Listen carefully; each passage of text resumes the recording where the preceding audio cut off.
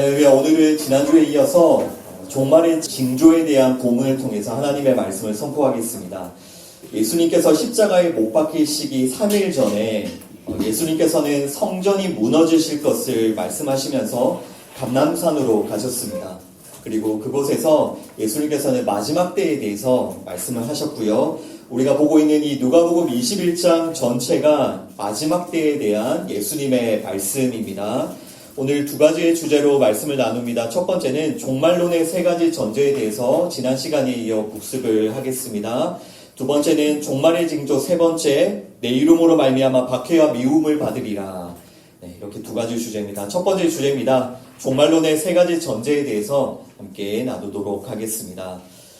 지난 시간에 말씀드린 종말론의 세 가지 전제에 대해서 여러분들 꼭 기억을 부탁드립니다. 이 세 가지를 기억하십니까? 네, 첫 번째가 마지막 때는 예수님의 초림부터 재림 때, 이때가 바로 마지막 때다라는 것 첫 번째 전제였고요. 두 번째 전제는 예수님의 재림은 아버지만 아신다. 아무도 알 수 없고 오직 아버지만 아신다는 게 두 번째 전제였고요. 그리고 세 번째 그 종말론의 그 전제가 예수님께서 도둑같이 오실 때에 모든 사람이 다 알게 된다는 것입니다. 예수님께서 재림을 하시는데 도둑같이 재림하시지만 이것을 모든 사람이 다 알게 된다.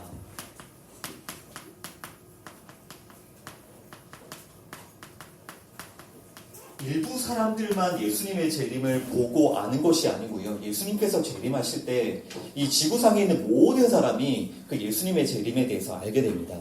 그리고 이 세 가지의 전제, 물론 저희가 그 목요일 성경 공부 때 요한계시록 공부할 때는 5가지의 전제로 제가 말씀드렸는데 심화 과정이고요. 이거는 기초 과정으로 세 가지만 먼저 기억을 하시면 되겠습니다. 이 세 가지의 전제를 근거로 해서 무엇을 해석을 해야 된다고요? 이 종말의 징조에 대해서 우리가 해석을 해야 됩니다. 우리가 이런 전제, 종말론의 전제에 근거하여서 종말의 징조를 해석해 갈 때 일단 무엇을 알게 되냐면요. 예수님께서 지금 말씀하시고 계신 종말의 징조는 마지막 때, 즉 예수님의 초림과 재림 사이에 지속적으로 반복하여 일어나는 일이다라는 것을 우리가 먼저 지난 시간에 나누었죠. 이 징조가 반복하여서 예수님의 재림 때까지 계속해서 일어나는 일입니다. 특정한 때만 일어나는 게 아니고요. 먼 훗날에 어떤 때에 일어나는 게 아니라 이 마지막 때에 계속해서 이 종말의 징조가 반복하여 일어납니다.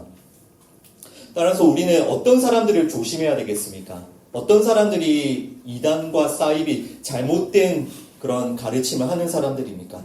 그러니까 종말의 징조로 시대를 나누는 사람들. 이 징조는 몇 년도에 일어났어.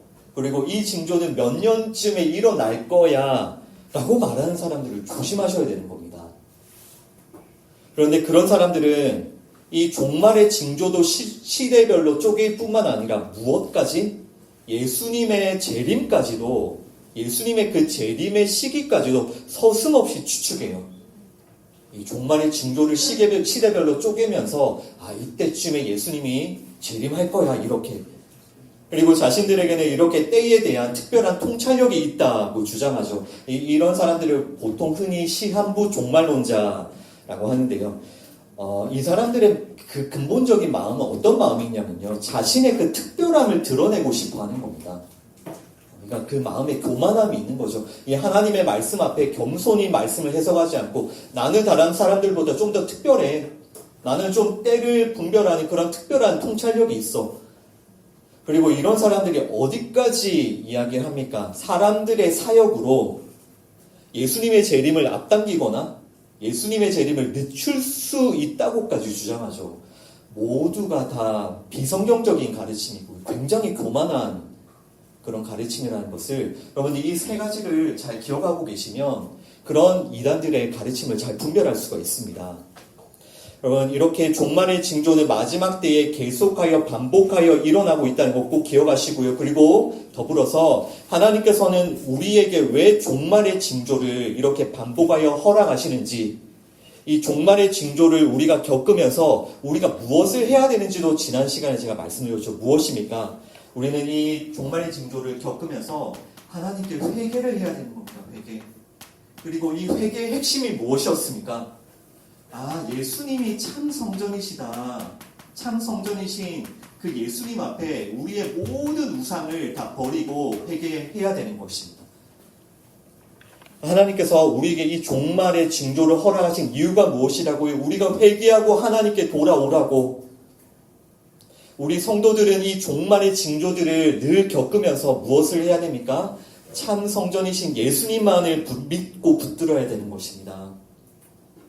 그리고 이 과정을 통하여서 하나님은 우리 안에 있는 모든 우상들을 파괴하고 다 무너뜨리십니다. 우리 안에 있는 예수님 외에 모든 우상들이 다 무너져야 되는 것입니다. 여러분, 이것이 마지막 때를 살아가는 우리 성도들에게 날마다 일어나야 되는 일입니다. 예수님께서 말씀하시는 이 종말의 징조들을 보면서 여러분 자신에게 무슨 일이 일어나야 하는지를 꼭 기억하시기 바랍니다. 어떤 사람들은요, 이 마지막 때에 대한 아무런 감각이 없습니다. 그죠? 그들은 지금이 마지막 때임을 까마득히 모르고 살고 있습니다. 예전에 그 노아의 때도 똑같았죠. 홍수가 나서 멸망이 올 때까지도 사람들은 아무것도 깨닫지 못했습니다. 그죠? 이 마지막 때에 대한 아무런 감각이 없는 사람들은요, 세상을 사랑하고 자신의 그 정욕을 따라서 살 뿐입니다. 그런데 또 한편에는 어떤 사람들이 있냐면요, 종말의 징조들을 보면서 세상을 걱정하고 극심한 두려움에 빠져 사는 사람들이 있죠. 그러니까 한쪽에는 이 마지막 때에 대해서 아무런 감각 없이 살고 있고, 한쪽에는 이 징조들을 보면서 극심한 두려움에 빠져 사는 사람들이 있습니다. 그래서 이렇게 두려움에 빠져 사는 사람들은 두려움에 사로잡혀서 아무것도 하지 못하죠. 그러니까 이 마지막 때에 교회에 주시는 사명이 있다고 했죠. 교회에 주시는 어떤 사명, 또 우리 성도들의 일상생활에 주시는 그런 사명을 등한시하면서 막 때를 이야기하는 사람들을 막 쫓아다녀요. 그리고 이렇게 두려움에 사로잡힌 사람들은 결국 거짓 선지자들이 어떻게 미혹한다고 했습니까? 눈에 보이는 큰 표적과 기적, 이런 것들을 보여주는 그 거짓 선지자들에게 미혹되고 마는 것입니다. 여러분은 어떤 삶을 살고 계신지 한번 돌아보십시오. 이 마지막 때에 대해서 아무런 감각이 없이 살고 계십니까? 아니면 이런 징조들을 보면서 두려움에 사로잡혀 살고 계십니까? 여러분, 우리는 어떻게 살아야 될까요? 우리는 하나님께서 주시는 이 종말의 징조 앞에서 끊임없이 우리 자신과 우리 교회를 돌아보며 깊이 회개해야 되는 겁니다. 오늘 나누게 될 이 종말에 대한 징조, 이 말씀 앞에서도 우리 정말 함께 회개하기를 원합니다. 정말 오늘 이 말씀, 이 예배를 통해서 우리가 예수님만을 믿음으로 붙들고요, 우리 안에 있는 모든 우상과 죄악을 회개하고 버리길 원합니다.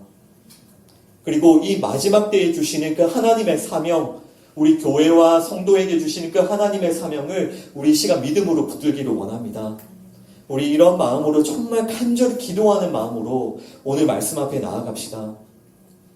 우리는 오직 이 말씀을 통해서만 마지막 때에 대한 올바른 믿음과 분별력을 가질 수 있고요, 또 이 마지막 때에 우리가 무엇을 해야 하는지 그 사명을 깨달을 수 있다는 걸 기억하시고, 하나님, 내가 어떤 믿음으로 이 마지막 때를 살아야 합니까? 이런 기도하는 마음으로, 하나님, 제가 이 마지막 때에 무엇을 해야 합니까? 이렇게 기도하는 마음으로요. 하나님, 우리 교회가 이 마지막 때에 어떤 믿음을 붙들고 어떤 사명을 감당해야 합니까? 이렇게 기도하는 마음으로 우리가 이 말씀으로 들어가 보도록 하겠습니다. 그러면 오늘은 종말의 징조 세 번째인데요. 그 지난 시간에 첫 번째와 두 번째를 나누었었습니다. 그 첫 번째는 종말의 때에 거짓 선지자들과 적그리스도의 미혹이 있을 것이다. 이것이 첫 번째였고요. 두 번째는 무엇이었습니까? 마지막 때에 전쟁과 지진과 기근과 전염병과 같은 무서운 일들이 끊임없이 일어날 것이다. 이것이 예수님의 말씀이었고요. 이제 오늘 나누게 될 이 세 번째 종말의 징조는 예수님의 이름으로 말미암아 너희가 미움과 박해를 받게 될 것이다. 이 말씀에 대해서 예수님께서는 12절부터 19절까지 꽤나 자세하게 우리가 예수님의 이름으로 말미암아 받게 될 그 미움과 박해에 대하여서 계속해서 말씀해 주시고 또 그 믿음을 붙들도록 격려해 주고 계십니다. 그러면 먼저 우리 누가복음 21장 12절부터 12절과 13절 Luke chapter 21 verses 12 and 13 함께 읽습니다. 이 모든 일 전에 내 이름으로 말미암아 너희에게 손을 대어 박해하며 회당과 옥에 넘겨주며 임금들과 집권자들 앞에 끌어가려니와 이 일이 도리어 너희에게 증거가 되리라. 아멘. But before all this, they will seize you and persecute you. They will hand you over into synagogues and put you in prison. And you will be brought before kings and governors and on account of my name. And so you will bear testimony to me. 아멘. 여러분, 이것이 예수님께서 말씀하시는 종말의 징조예요. 다시 질문드립니다. 여러분, 지금 이 일이 예수님의 이름으로 말미암아 박해를 받고 감옥에 끌려가고 또 옥에 넘겨지고 임금들과 집권자들에게 끌려가는 이 일이 특정한 때에만 일어나는 일입니까? 혹은 먼 훗날에 일어나는 일입니까? 아닙니다. 여러분, 지금 예수님께서 말씀하시는 이 일이 마지막 때에 지속하여 반복해서 일어나는 일입니다. 특정한 때만 일어난 일이 아니고요. 먼 훗날에 일어날 일이 아니고요. 마지막 때 예수님의 초림과 재림 그 사이에 살아가는 모든 성도들에게 반복적이고 지속적으로 일어나는 일이라고요. 지금 예수님의 이름으로 말미암는 이 박해가 예를 들어서 AD 70년에 그 예루살렘의 성전이 파괴되었을 때 혹은 AD 135년에 예루살렘이 완전히 멸망할 때 그때만 일어난 일입니까? 그것이 아닙니다, 여러분. 예수님께서는 이 누가복음 21장 전체에 어떻게 말씀하시냐면요. 성전의 파괴와 종말의 징조와 예루살렘의 멸망과 또 세상의 멸망과 예수님의 재림까지 쭉 이어서 이 모든 일들을 동일하게 말씀하고 계세요. 즉 우리가 이 말씀을 어떻게 해석해야 되냐면요. 성전의 파괴, AD 70년에 있었던 성전의 파괴 혹은 AD 135년에 있었던 예루살렘의 멸망, 이것은 마지막 때에 일어나는 하나님의 심판과 예수님의 그 재림 앞에 일어나는 그 모든 일에 대한 하나의 예시인 겁니다. 그 일은 하나의 예시였어요. 그때 그 70년에 135년에 성전이 무너지고 예루살렘이 무너진 것처럼 이 마지막 때에 하나님의 심판이 계속해서 일어나게 되고요. 지금 말씀하시는 예수님의 이름으로 말미암는 박해도 계속해서 성도들에게 일어나는 일입니다. 따라서 지금 예수님이 말씀하신 이 회당, 회당은 역사에서 계속해서 거짓 선지자의 모습으로 등장하고요. 또 임금들과 집권자들은 적그리스도의 모습으로 예수님을 대적하는 적그리스도의 모습으로 항상 나타나죠. 그리고 13절에 보시면요. 예수님께서는 이 일이 도리어 너희에게 증거가 될 것이다 라고 말씀합니다. 이것은 무슨 뜻입니까? 이 일을 통해서 너희들은 나를 증거하게 될 것이다 라는 그런 뜻입니다. 그러니까 지금 예수님께서 너희가 내 이름으로 말미암아 박해와 미움을 받게 될 것이다 라고 했는데 이 일을 통해서 우리가 어떻게 된다고요? 예수님을 증언하게 될 것이다.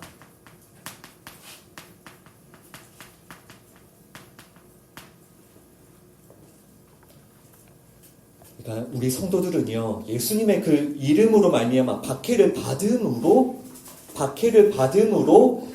예수님을 증언하게 되는 거예요, 여러분. 그러면 이 일이 예수님의 이름으로 말미암아 박해를 받음으로 예수님을 증언하게 되는 일이 우리 모두에게 일어나야 되는 일 맞죠, 그죠? 주님은 우리를 예수님의 증인으로 부르셨으니까요. 그죠?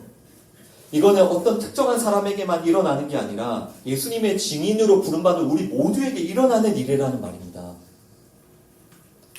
요한복음 15장 18절과 19절 말씀 읽어보겠습니다. John chapter 15 verses 18 and 19 함께 읽습니다. 세상이 너희를 미워하면 너희보다 먼저 나를 미워한 줄을 알라. 너희가 세상에 속하였으면 세상이 자기의 것을 사랑할 것이나 너희는 세상에 속한 자가 아니요 도리어 내가 너희를 세상에서 택하였기 때문에 세상이 너희를 미워하느니라. 아멘. If the world hates you, keep in mind that it hated me first. If you belong to the world, it will love you as its own. As it is, you do not belong to the world, but I have chosen you out of the world. That is why the world hates you. 아멘. 보시면 왜 성도들은 예수님의 이름으로 말미암아 박해를 받습니까? 반드시 박해를 받아야 됩니까?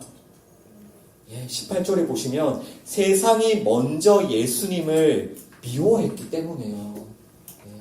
이 징조가 왜 우리 모든 성도에게 일어나야 되냐면요. 세상이 먼저 예수님을 미워했기 때문에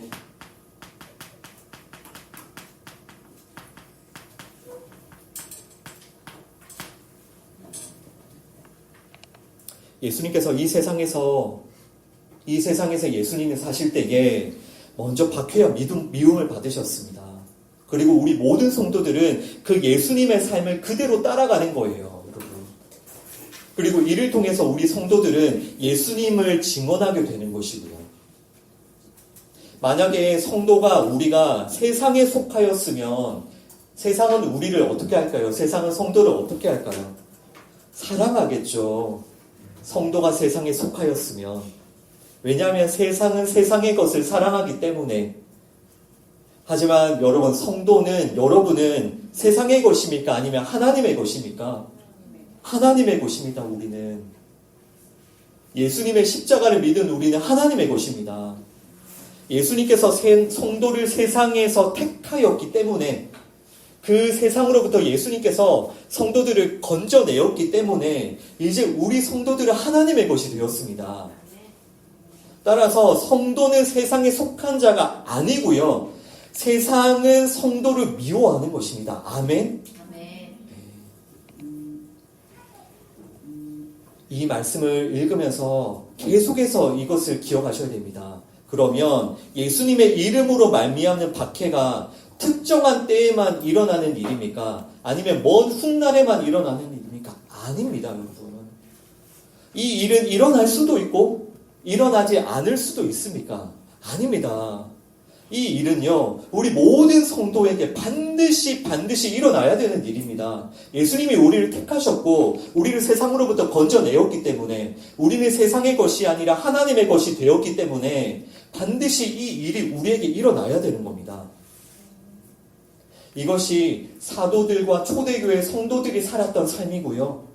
이 시대에 성도들이 살아가야 할 삶입니다. 사람들이 예수님을 미워하고 박해했던 것처럼 사람들이 그 예수님을 따르는 우리를 미워하고 박해하게 되는 것이죠. 그러나 방금 말씀 다 이해하셨죠, 그죠? 그러나 요즘 사람들은 이런 말씀들을 읽으면서 어떻게 생각을 합니까? 고난은 예수님이 다 받으셨으니까 자신들은 축복만 받으면 된다고 생각하잖아요. 여러분, 이것이 마지막 때의 미혹이라고요. 마지막 때를 도무지 깨닫지 못하는.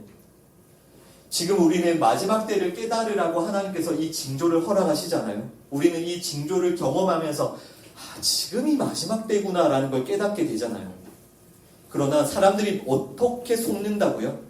예수님이 고난을 다 받으셨으니까 나는 축복만 받으면 되지, 나는 위로만 받으면 되지. 그러면 결과적으로 뭘 깨닫지 못합니까? 마지막 때를 못 깨닫는 거예요. 이것이 미혹입니다. 신앙생활을 잘하는 사람들은 세상에서 인정받고 칭찬받고 존경받고 높은 자리에 앉게 될 거야. 이렇게 가르치는 겁니다, 성경으로. 그리고 무슨 교회가 훌륭한 교회라고 생각합니까? 세상에서 인정받고 칭찬받고 존경받는 교회가 훌륭한 교회, 그것을 교회의 기준으로 생각을 하죠. 그런 말씀 성경에 없습니다, 여러분.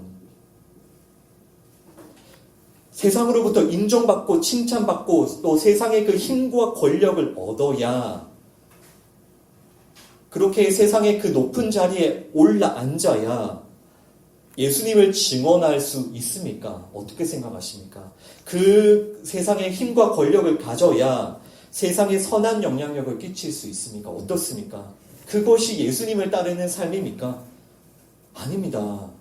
이런 주장이 맞다면 예수님께서 계속해서 반복해서 말씀하시는 이런 종말에 대한 징조, 또 예수님을 따르는 삶, 예수님의 이름으로 말미암아 미움받고 박해받는 삶, 이 말씀들을 어떻게 해석해야 됩니까? 이거는 초대교회 성도들에게만 해당된 말씀입니다. 우리와는 상관이 없습니까?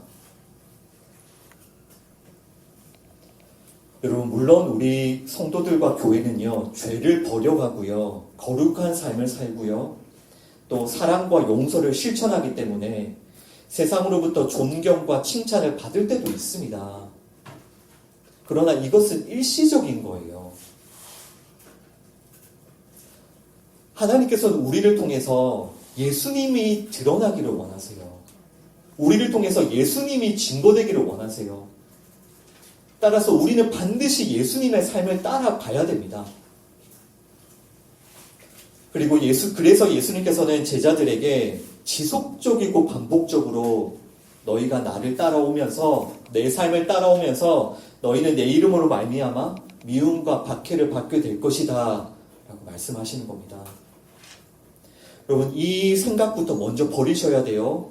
세상으로부터 인정과 칭찬을 받아야, 세상의 그 힘과 권력을 가져야 예수님과 그 복음을 전할 수 있다는 그 생각, 그것을 먼저 버리셔야 됩니다. 대부분의 이런 주장은 하나님을 위해 신앙생활을 하는 사람들이 아니라 자기 자신을 위해 신앙생활을 하는 사람들의 공통적인 주장이에요. 내가 인정과 칭찬, 내가 힘을 가져야 내가 예수님을 증언할 수 있지, 이런 가르침이요. 여전히 자기 자신이 주인이 되어서 예수님이 안 보이는 겁니다. 예수님이 이 땅에서 어떤 삶을 살아가셨는지가 보이지 않는 거예요. 그리고 자신의 자존심, 또 자신의 가치, 자기 과시를 위해서 사는 사람들, 이런 주장을 하죠. 그러나 여러분, 성경을 보십시오. 예수님과 복음은 어떤 사람들을 통해서 증언이 되었습니까? 지금 예수님이 이 과정을 통해 예수님이 증언된다고 했죠. 예수님이 어떤 사람들을 통해서 예수님과 그 복음이 증언되었습니까? 성경에 보시면 사도들과 초대교회 그 성도들이 세상으로부터 존경과 힘과 권력을 얻었기 때문에 예수님을 증거했습니까? 아닙니다. 그 성경에 나오는 선지자들이요, 세상의 높은 자리에 앉았기 때문에 하나님의 말씀을 선포할 수 있었습니까? 아닙니다. 예수님이 지금 말씀하시잖아요. 이 일이 도리어 너희에게 증거가 되리라. 어떻게 예수님이 증언이 된다고요? 어떻게 예수님이 드러나신다고요? 세상으로부터 미움과 박해를 받으면서도 끝까지 예수님을 따르는 한 명의 성도, 그 한 명의 성도를 통해서 예수님과 그 십자가의 복음이 증거되는 것입니다. 우리가 그 한 명이 되기를 원합니다, 여러분. 이 마지막 때에 미혹되지 마시고요. 속지 마시고요. 우리가 그 한 명이 되기를 원합니다. 미움과 박해를 받더라도 끝까지 예수님과 이 말씀을 붙드는 그 한 사람, 세상으로부터 인정과 칭찬을 받지 못하더라도, 세상의 힘과 권력을 받지 못하더라도 내가 예수님만으로 기뻐하며 예수님을 자랑하고 예수님을 높이는 그 한 사람을 통해 예수님이 증언되는 겁니다. 그 한 사람이 되길 원합니다. 우리 계속해서 예수님의 말씀을 들어보겠습니다. 누가복음 21장 14절과 15절, Luke chapter 21 verses 14 and 15 함께 읽습니다. 그러므로 너희는 변명할 것을 미리 공의하지 않도록 명심하라. 내가 너희의 모든 대적이 능히 대항하거나 변박할 수 없는 구변과 지혜를 너희에게 주리라. 아멘. But make up your mind and not to worry beforehand how you will defend yourselves. For I will give you your wisdom. None of your adversaries will be able to resist or contradict. 아멘. 예수님께서는 성도가 우리가 예수님의 이름으로 말미암아 박해를 받고 끌려갈 때 무엇을 하지 말라고 하십니까? 변명할 것을 미리 궁리하지 말라고 당부하시죠. 명심하라고 하시죠. Make up your mind 하라고. 절대로 그렇게 미움과 박해를 받고 끌려갈 때 변명할 것을 미리 생각하지 말라고. 이게 무슨 뜻입니까? 그 자리에서 풀려나고 벗어나기 위해서 변명을 생각하지 말라는 뜻이에요. 거기에서 풀려나고 벗어나는 것이 목적이 아니기 때문에 우리가 지금 예수님으로 말미암아 박해와 미움을 받는데요. 박해와 미움이 없어지는 것이 미움이 없어지고 그리고 끌려갔는데 풀려나는 것이 목적이 아니고요. 무엇이 목적이라고요? 예수님이 증거되는 것이 예수님의 증거가 이 모든 일들의 하나님의 뜻이라고요. 그러니까 그렇게 끌려갈 때 어떻게 변명할지, 어떻게 거기서 벗어날지 변명하지 마. 그것을 생각하지 마. 이런 말씀입니다. 다시 한번 꼭 이 하나님의 목적을 기억하세요. 우리 성도들에게 이런 종말의 징조 쉽지 않습니다. 정말 어려운 시간들입니다. 그러나 이 종말의 징조, 이런 시간들을 우리로 하여금 하나님께서 겪게 하시는 이유가 무엇입니까? 우리가 오직 예수님만 붙들도록, 우리가 예수님의 그 삶을 따라가며 우리를 통해서 예수님이 증거되도록, 그것이 목적이기 때문입니다. 그렇다면 지금 예수님께서 15절에서 주겠다고 약속하시는 그 구변과 지혜가 무엇일까요? 우리가 이 박해와 미움을 받지 않는 어떤 지혜일까요? 아니면 거기 끌려간 곳에서 풀려나는 지혜일까요? 그것이 아니겠죠. 그것이 목적이 아니니까요. 그러면 이 예수님이 약속하시는 구변과 지혜, 이것이 무엇입니까? 네, 영어로는 그 words and wisdom이라고 되어 있는데 바로 예수 그리스도에 대한 믿음인 거예요. 지금 예수님께서 약속하시는 내가 너희에게 구변과 지혜를 줄 거야. 너희는 미리 변명을 생각하지 않아도 돼. 예수님께서 약속하시는 게 뭐라고요? 예수님에 대한 믿음이요. 왜냐하면 예수님이 이 모든 과정을 통해 증거되는 것이 하나님의 뜻이기 때문에요. 내가 그 자리에서 풀려나는 게 목적이 아니고요. 예수님이 증거되시는 게 목적이니까요. 이것을 예수님께서 약속해 주시는 겁니다. 예수님, 너희는 나에 대한 믿음을 줄 거야. 하나님께서는 이렇게 성도들이 끌려가고 신문받고 박해받고 순교당하는 그 자리에서도 끝까지 예수님을 붙들며 예수님을 증거할 수 있도록 도와주세요. 그리고 이 믿음, 이 예수 그리스도의 복음이 세상이 절대로 대항할 수 없는 지혜인 거예요. 우리가 이런 곳에서 이걸 피하고 회피하고 또 이런 곳에서 풀려나는 그런 지혜가 세상이 감당하지 못하는, 대항하지 못하는 지혜일까요? 아닙니다. 세상이 대항하지 못하는 지혜는 예수 그리스도 복음이라고요. 어떤 상황에서도 그것을 우리가 잃어버리지 않도록 예수님께서 우리에게 그것을 약속해 주고 계십니다. 따라서 세상은 이런 성도들을, 이런 상황에서도 예수님만을 믿고 붙드는 성도들을 어떻게 여기겠습니까? 어리석은 바보라고 여기죠.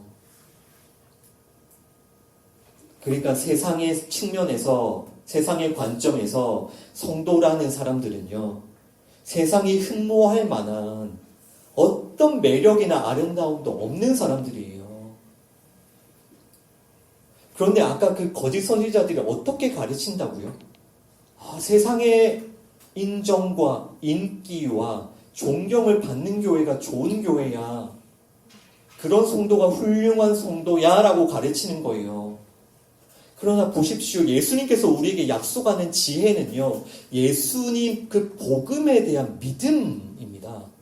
그러나 세상은 십자가를 모르잖아요. 그러니까 세상은 절대로 이 성도들에게, 교회에게 어떠한 매력도 느낄 수가 없는 겁니다. 여러분. 우리 마태복음 말씀도 한번 읽어보겠습니다. 마태복음 10장 19절과 20절입니다. Matthew chapter 10 verses 19 and 20 함께 읽습니다. 너희를 넘겨줄 때에 어떻게 또는 무엇을 말할까 염려하지 말라. 그때에 너희에게 할 말을 주시리니 말하는 이는 너희가 아니라 너희 속에서 말씀하시는 이 곧 너희 아버지의 성령이시니라. 아멘. But when they arrest you, do not worry about what to say or how to say it. At that time, you will be given what to say, for you will not be speaking. The Spirit of your Father speaking through you. 아멘.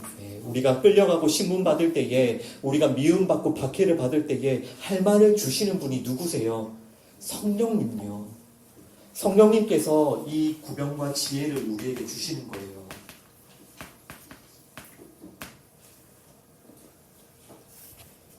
그러니까 끌려가고 신문받는 그 일들, 그 시간들은요.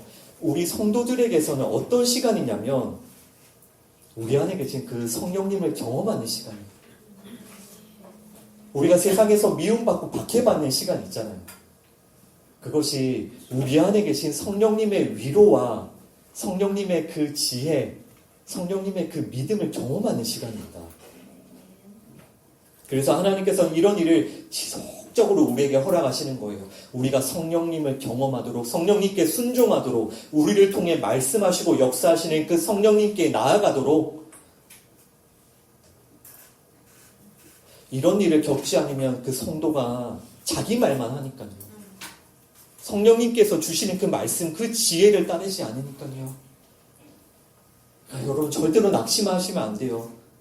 내가 세상에서 미움받고 박해받는다고? 하나님께서 나에게 이런 고난을 허락해 주셨다고 절대로 낙심하시면 안 돼요. 그 시간이 우리가 성령님을 경험하고 성령님께 순종하는 시간입니다. 아멘.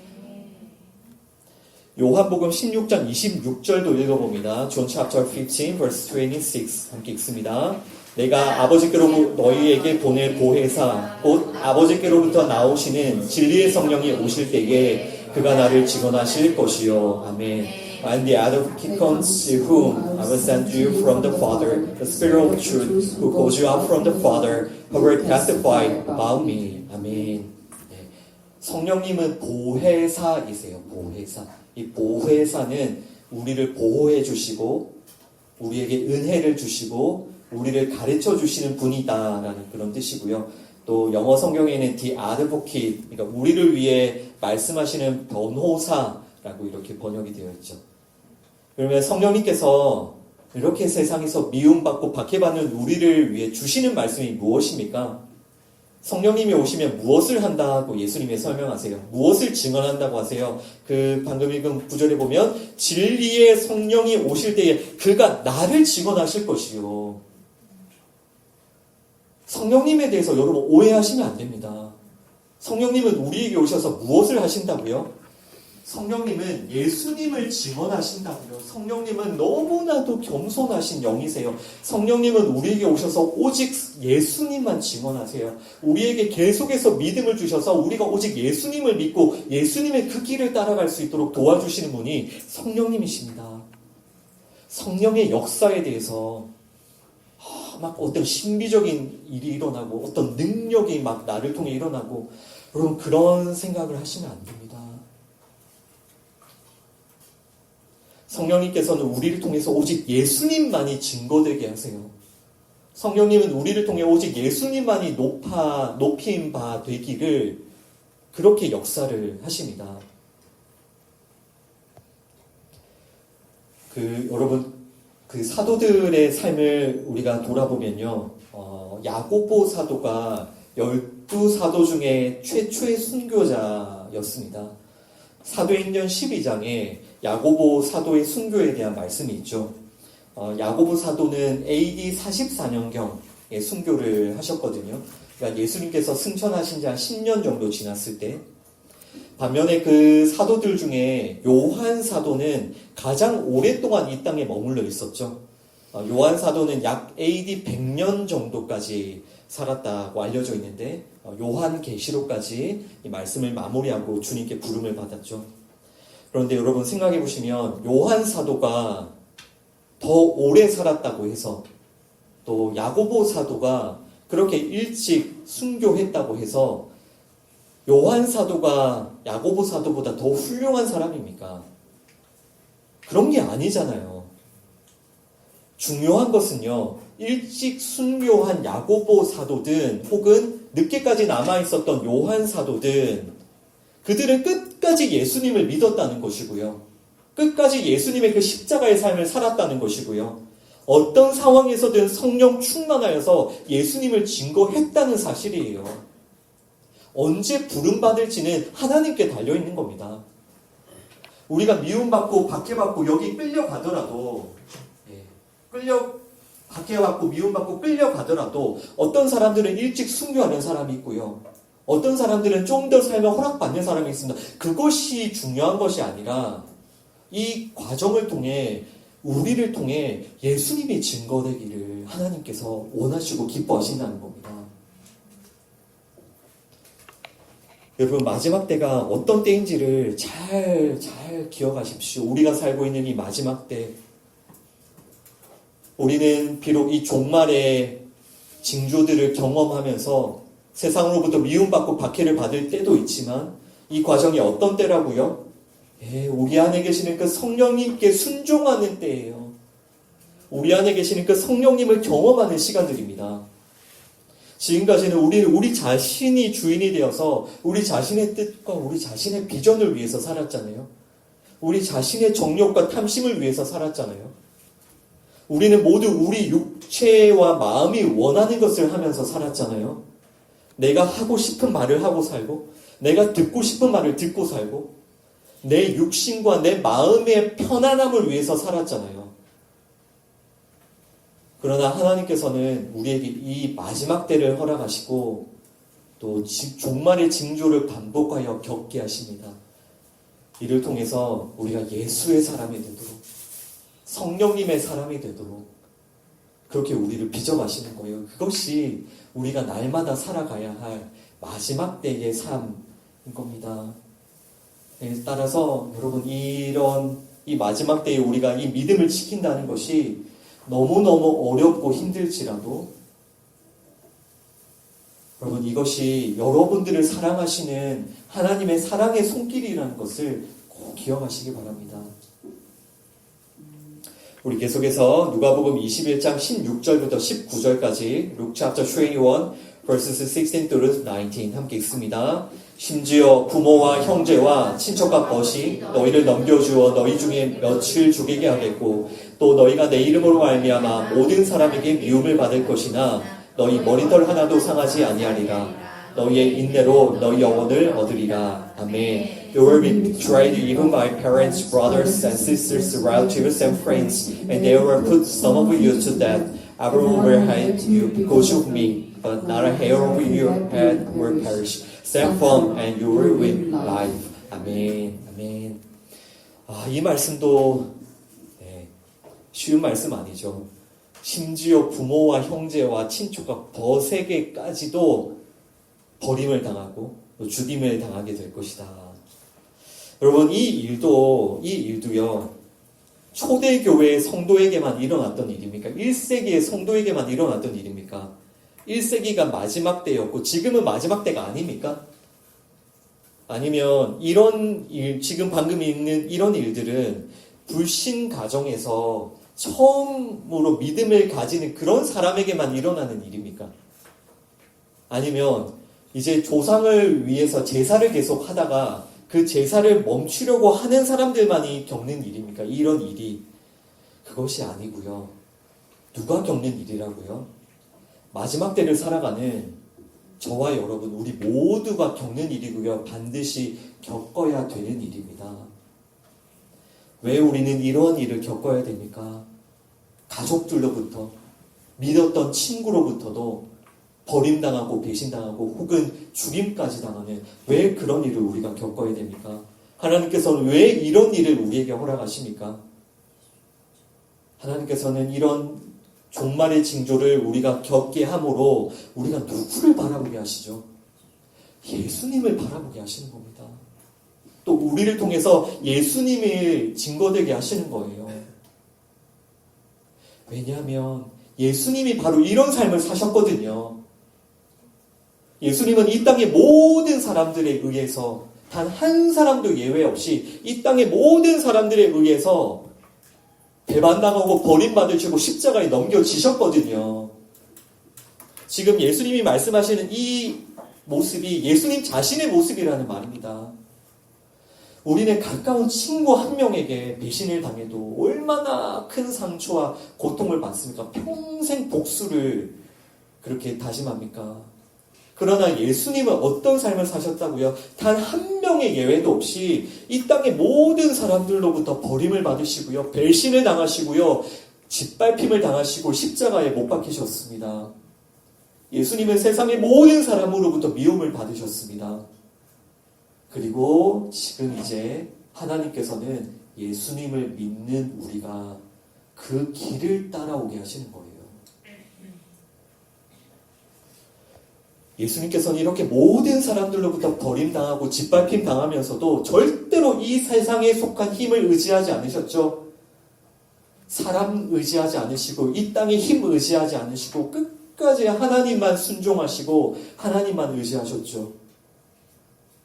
하나님께서는 그 예수님을 우리가 바라보고 따라오게 하시는 겁니다. 그리고 예수님께서는 이 종말의 징조에 대한 말씀을 마무리하시면서 약속해 주시죠. 너희 머리털 하나도 상하지 않을 것이다. 이상하죠. 지금까지 예수님께서 계속해서 성도와 우리들이 박해를 받고 미움을 받고 심지어 죽임당할 것까지 말씀하셨는데 그럼 이 머리털은 누구의 머리털입니까? 이 머리털 하나도 상하지 않겠다고 하시니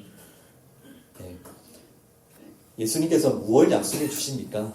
예수님 안에 숨겨진 새 생명, 그 새 생명을 너희는 결코 잃어버리지 않을 것이다. 아까도 세상이 가지지 못한 그 구변과 지혜, 그 예수님을 믿는 믿음을 너희들 절대로 잃어버리지 않게 성령님이 도와주실 거야.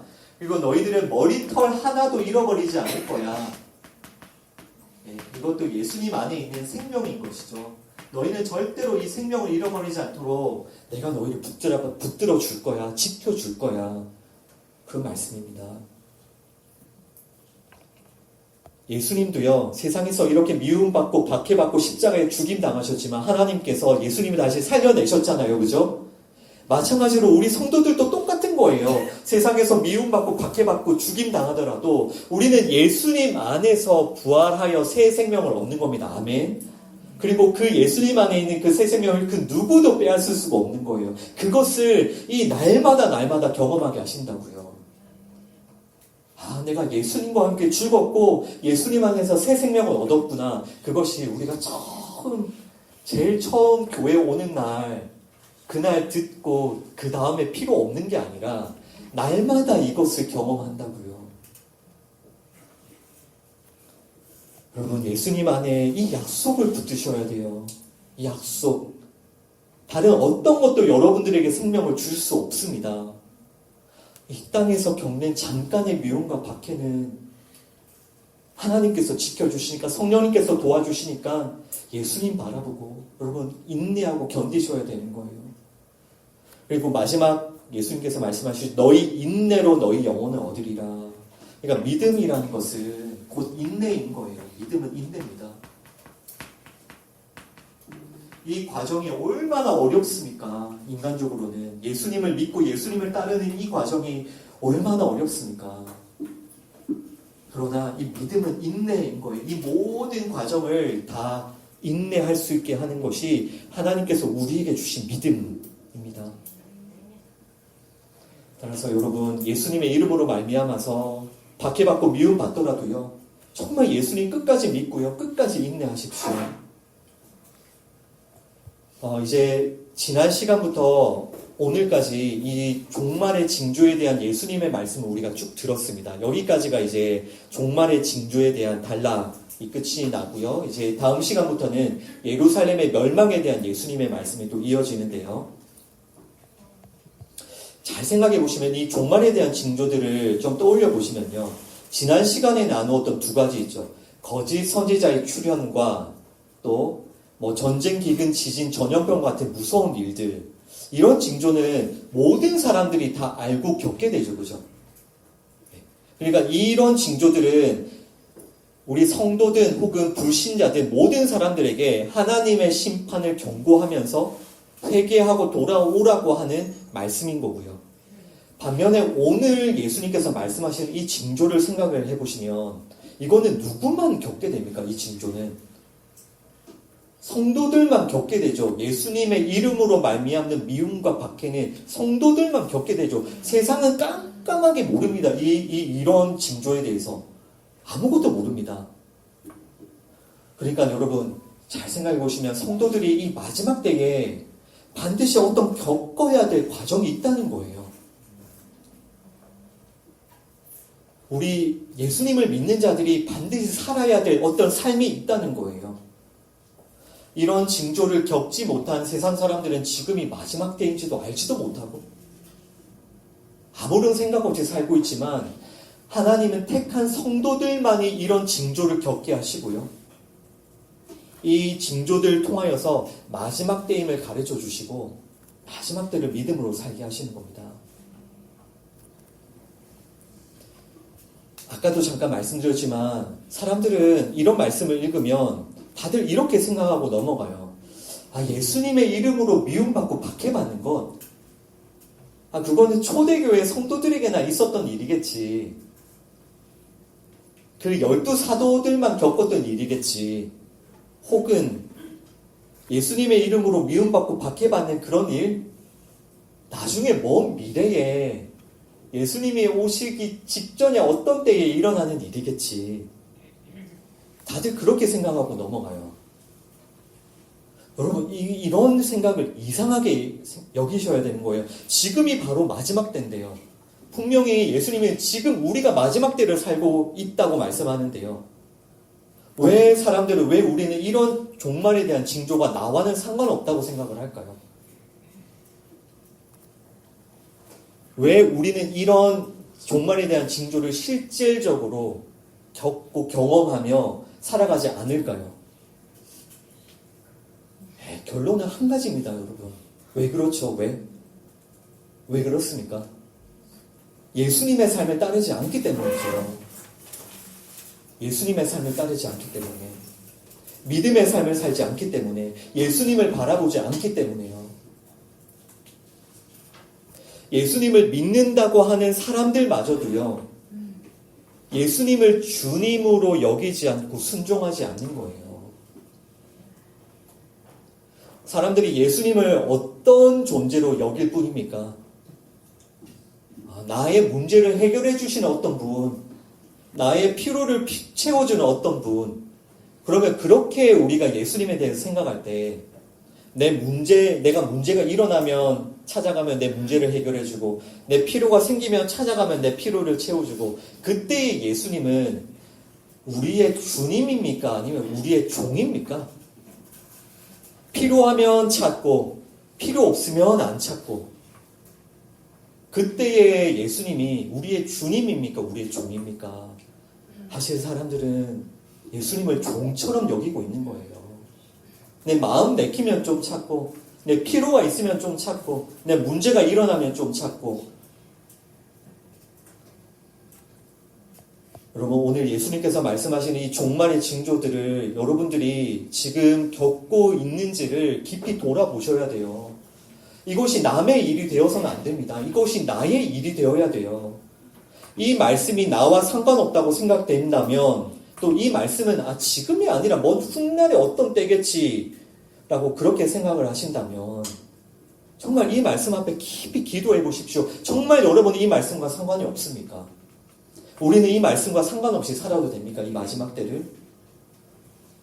정말 깊이 기도해 보십시오. 이 종말의 징조를 우리가 경험하지 못하면요, 지금이 어떤 때인지 알 수가 없어요. 무엇을 해야 되는지 알 수가 없다고요. 이것이 마지막 때에 주는 사단마귀의 미혹입니다. 이건 영적 전쟁이에요, 여러분. 세상을 위해서 잠깐 살아도 괜찮아. 아니, 지금 마지막 때가 아니야. 예수님 뭐 언제 온다고? 뭐 그분을 지금 기다리고 있다고. 2000년이 지났는데도 아직 안 오셨잖아. 너 자신을 위해서 잠깐 살아도 돼. 너의 꿈과 너의 미래를 위해서 살아도 돼. 여러분, 이런 미혹들 정말 분별하고 이겨내셔야 됩니다. 사도행전 2장 17절 말씀 읽어보겠습니다. Acts chapter 2 verse 17 함께 읽습니다. 하나님이 말씀하시기를 말세에 내가 내 영을 모든 육체에 부어주리니 너희의 자녀들은 예언할 것이요 너희의 젊은이들은 환상을 보고 너희의 늙은이들은 꿈을 꾸리라. 아멘. In the last days, God says, I will pour out my spirit on all people. Your sons and daughters will prophesy. Your young men will see visions. Your old men will dream dreams. 아멘. 지금 이 말씀요, 요엘서의 예언이잖아요. 내 영을 모든 육체에 부어주리라. 이 요엘서의 말씀이 언제 성취가 되었습니까? 예수님께서 십자가에서 고백하셨잖아요. 다 이루었다. 예수님께서 다 이루었다고 말씀하신 그 십자가 사건을 통해서 오순절에 성령님께서 임재하시죠. 그죠? 그때가 말세라고 말씀하시잖아요. 말세에 내가 내 영을 모든 육체에 부어주리라는 그 말세가 언제냐고요? 십자가 때요. 오순절 때요. 그때부터 말세라고요. 이것이 지금이 마지막 때라는 너무나도 중요한 근거입니다. 지금이 마지막 때입니다, 여러분. 지금이요.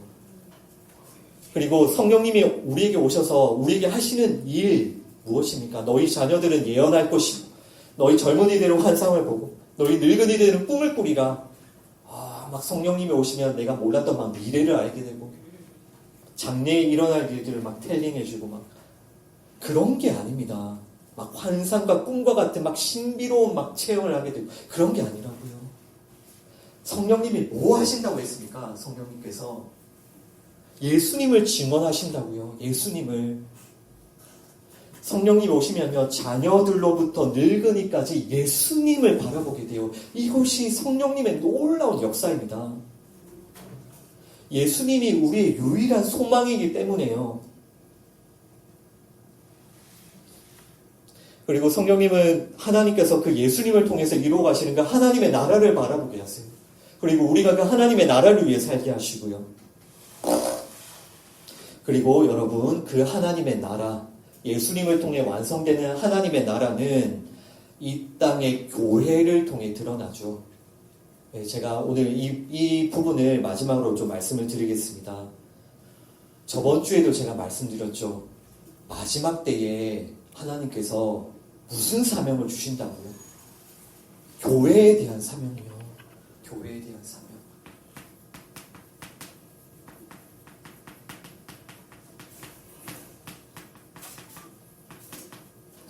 이것이 하나님의 영, 성령님께서 자녀들에게, 젊은이들에게, 늙은이에게 임재하셨을 때에 우리가 받게 되는 사명, 우리에게 일어나는 일입니다. 우리 오늘 마지막 성경 구절 골로새서 1장 18절부터 20절까지 Colossians chapter 1 verse 18 through 20 함께 읽습니다. 그는 몸인 교회의 머리시라. 그가 근본이시요 죽은 자들 가운데서 먼저 나신 이시니 이는 천하 만물의 으뜸이 되려 하심이요 아버지께서는 모든 충만으로 예수 안에 거하게 하시고 그의 십자가의 피로 화평을 이루사 만물 곧 땅에 있는 것들이나 하늘에 있는 것들이 그로 말미암아 자기와 화목하게 되기를 기뻐하심이니라. 아멘. And he is the head of the body. The church is the beginning and the firstborn from among the dead, so that everything he might have the supremacy. For God was present to have all his fullness dwell in him, and through him to reconcile to himself all things, whether things on earth and things in heaven, by making peace through his blood shed on the cross. 아멘. 네. 보시면 교회는 예수님의 몸이고 여러분들은 예수님의 몸입니다. 또 교회의 머리가 누구십니까? 네, 예수님이시죠. 그러니까 절대로 하나가 될 수 없던 이 죄인들, 절대로 하나님께 나아갈 수 없던 이 죄인들이 예수님의 몸이 되어 하나가 되어 하나님께 나아가는 겁니다. 아멘. 그리고 20절에 보시면 하나님께서 기뻐하시는 일이 무엇이에요? 기뻐하시는 일. 하나님께서는 예수님을 통해서 우리가 교회가 되고요. 우리가 예수님의 몸이 되고요.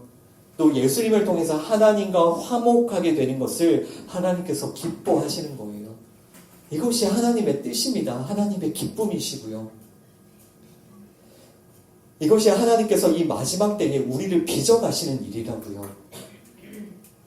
우리가 이 마지막 때를 살면서 붙들고 또 붙들어야 될 사명, 결코 게으를 수 없는 일, 끝까지 순종하고 또 순종해야 될 사명이 무엇입니까?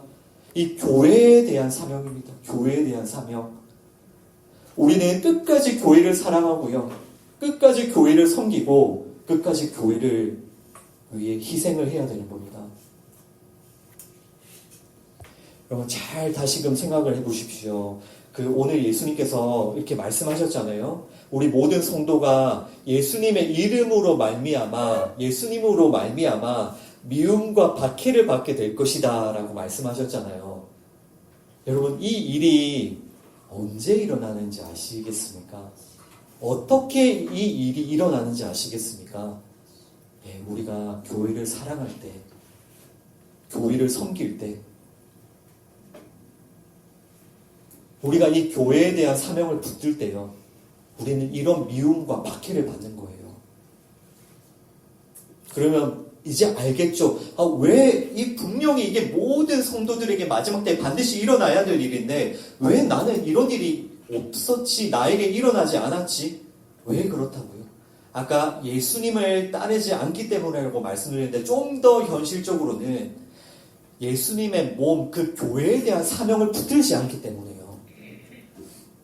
교회와 분리되어 있기 때문에요. 미움받고 박해받을 일이 없는 겁니다. 교회와 분리되어 있기 때문에. 왜냐하면 교회와 분리가 되어 있으면요, 우리는요, 자신을 예쁘고 멋있게 포장할 수 있어요. 내 부족함과 부끄러움을 보여주지 않을 수 있습니다. 교회와 분리가 되어 있으면. 자신을 얼마든지 멋지게 훌륭한 크리스천으로 포장해 놓을 수 있어요. 또 교회와 분리가 되어 있으면 나의 죄에 대하여서 교회나 목사나 성도로부터 책망받는 것도 피할 수 있죠. 그 책망을 거부할 수 있죠. 내 죄를, 내 어두움 안 들킬 수 있잖아요. 그러니까 교회와 분리가 되어 있으면 회개를 할 수가 없는 거예요. 그리고 교회와 분리가 되어 있기 때문에 예수님의 이름으로 말미암는 이런 미움과 박해도 와닿지가 않는 겁니다. 내가 교회를 사랑하고 교회를 위해 섬기고 희생할 때 한 명을 사랑하는 게 얼마나 힘듭니까? 죽기보다 더 어려운 일입니다. 한 명을 사랑하는 게요. 그러나 그가 예수님의 몸이라고 하니, 내 머리는 예수님이라고 하니, 나는 교회에 들어와 있으니 내 자신을 부인하고 내 자신을 죽임으로 그 한 사람, 그 형제 한 사람, 그 자매 한 사람을 사랑하고 용서하고 섬기는 겁니다. 그러나 교회와 분리가 되어 있으니 그런 미움과 박해와 핍박, 자기 부인이 없는 거죠. 죄에 대한 책망도 없고요. 죄에 대한 회개도 없는 거예요. 이 마지막 때를 살면서 끝까지 이기적으로, 끝까지 개인적으로 교회와 분리되어서 신앙생활 하실 거면 혼자 잘 먹고 잘 사십시오. 여러분, 그것이 하나님의 뜻이 아닙니다. 교회와 분리되어 있으면요, 자신을 멋지게 포장할 수 있다고요. 자기 부인할 필요도 없고요. 회개할 필요도 없습니다. 여러분, 교회와 함께 하고 있지 못하다면, 이 마지막 때에 주시는 교회에 대한 사명을 붙들고 있지 못하다면요, 영적으로 보면요, 매우 매우 위험한 상태예요. 이것은 말씀드린 대로 영적 전쟁이에요. 미혹하는 영이 있다고요. 마지막 때에 어떻게든 사단 마귀는 여러분들을 미혹하여서 교회와 분리시키고 예수님과 분리시키고 아무런 미움과 박해도 없는, 아무런 자기 부인도 필요 없는, 내가 다른 사람들을 위해 희생하고 낮아지는 그 섬김이 필요 없는 멋지게 포장된 그런 삶을 살게 합니다. 사단 마귀는. 그 미혹을 이겨내셔야 됩니다. 그리고 그 미혹을 이겨내시려면 교회 안에 붙어 있으셔야 돼요. 교회 안에서 여러분들의 그 죄와 여러분들의 그 어둠이 드러나야 되고요. 내 옆에 있는 형제 한 명 사랑하지 못하는, 자매 한 명 용서하지 못하는 그 죄가 하나님 앞에 계속해서 드러나야 된다는 말입니다. 그래야 회개하고 예수님을 붙들죠. 교회와 함께하고 있지 못한 상태에서 사단 마귀에게 휘둘릴 수 있는 가장 완벽한 상태라는 것을 여러분 꼭 기억하십시오. 교회와 분리되어 있는 상태요, 절대로 하나님 뜻 아닙니다. 이 종말의 징조에 대한 말씀을 나누면서 지난주도 그렇고 오늘도 그렇고 여러분들에게 거듭 부탁드립니다. 지난주에도 제가 정말 간절히 부탁드렸죠. 이 마지막 때의 교회에 대한 사명, 성도가 해야 되는 사명을 우리 함께 좀 붙들자고요. 말씀을 듣고 말씀을 배우고 말씀을 전하고 가르치는, 말씀을 먹이는 교회의 감독자가 되어서 교회를 보호하고 교회를 돌보는 이 사명을 이 마지막 때에 우리가 이 사명을 붙들어야 된다고요. 오늘도 한 번 더 부탁드립니다. 이 마지막 때에 하나님께서 여러분들에게, 우리 성도들에게, 우리 교회에 주시는 사명입니다. 한 명도 예외 없이. 이거 목사에게만 주시는 사명입니까? 말씀을 배우고 말씀을 가르치십시오. 말씀을 전하십시오.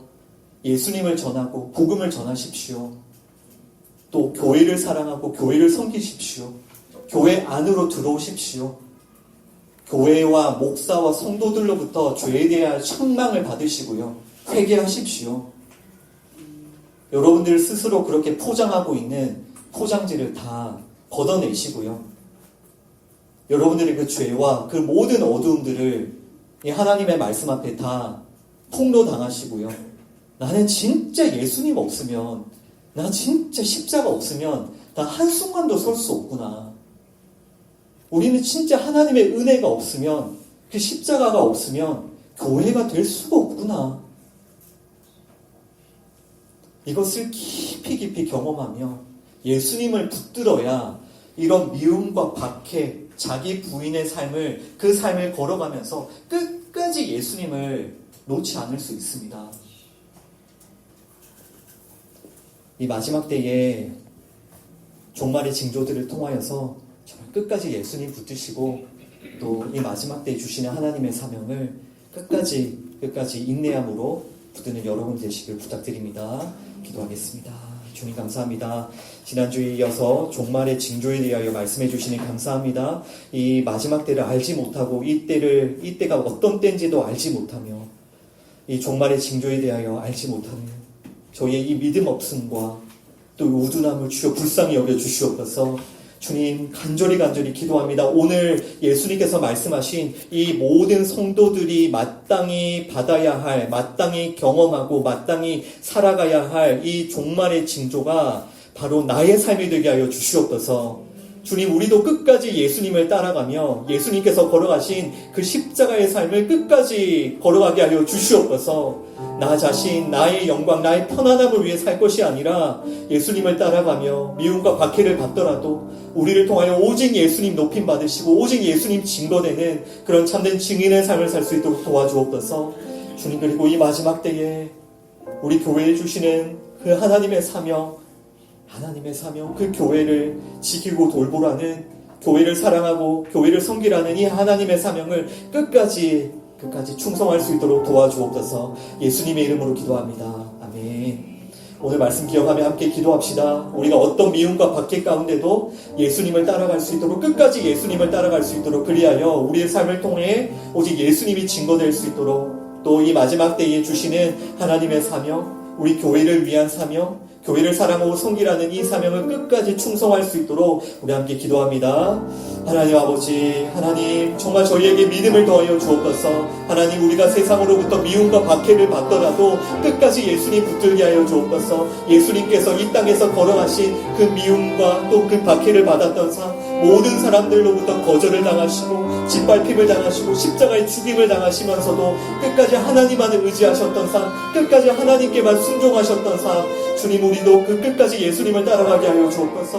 우리가 이 미움과 박해를 받더라도 심지어 가족들로부터 또 친구로부터 친한 버스로부터 버림을 받더라도 결코 우리가 예수님 잃어버리지 않게 도와주옵소서. 끝까지 예수님을 따라가게 하여 주옵소서.